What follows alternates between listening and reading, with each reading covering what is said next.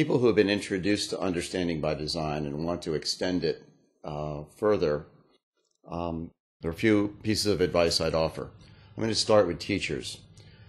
Understanding by design is, I believe, a rich and effective planning framework for planning from curriculum standards or national curriculum or achievement outcomes.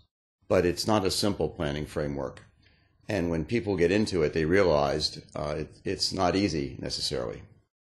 So my advice accordingly is for teachers to think big, start small, and go for an early win. And by that I mean, think big. If you like the Understanding by Design framework, think about maybe 2-3 years from now that you want most of your teaching planned in this way. But start small. This is hard to do. It's hard to do well. And so don't kill yourself. Start with maybe 1 or 2 units a year. If possible, work with a colleague or a team. Try your unit out, revise it based on how it works and what didn't work. And you will find that in so doing, you'll better understand the process. The next unit you develop will be easier. And over time, it will become a way of thinking. The go for the early win part of my advice is to suggest that as a teacher, don't pick your toughest unit or a brand new one you've never taught or one you really don't like. Pick your favorite, pick a unit that has really worked for you in the past. Use Understanding by Design to embellish and enhance it. That's an early win, and it's easier to build from that than trying to do too much too soon and just overwhelming yourself. Now for school leaders, the same maxim applies. Think big.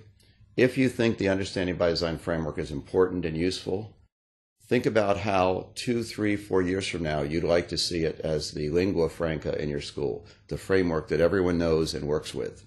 But that's a long-term goal. Start small. So invite a small group of teachers to try their hand at planning a UBD unit. Let them do it in a team if at all possible. Maybe you even get a substitute or release day for them to work on it and let them try it out. Having a small number of teachers try out UBD and get comfortable with it and see its value will then help you sell it to larger groups. So think big with a long-term goal for your school. Start small, start with volunteers or a small group, and go for an early win.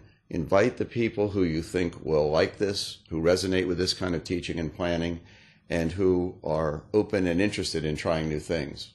One of the best ways of killing UBD at the school level is for a school leader to mandate it for everyone without proper training, support, or rationale of why we're doing this.